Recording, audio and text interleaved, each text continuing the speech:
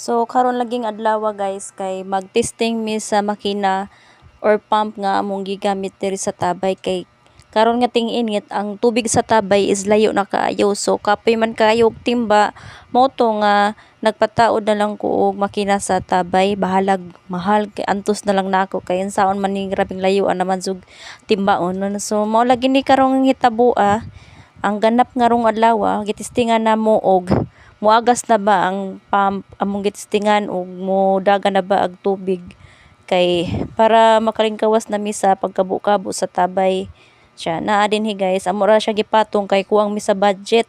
Wala pa mi katungtungan sa mga drum nga isaka unta siya sa taas ba para ang dagayday sa tubig. Ya kay kanila ging pay budget so mao ni ang nahitabo amo sa langgi kuan temporary sa kahoy unya na og nanay budget.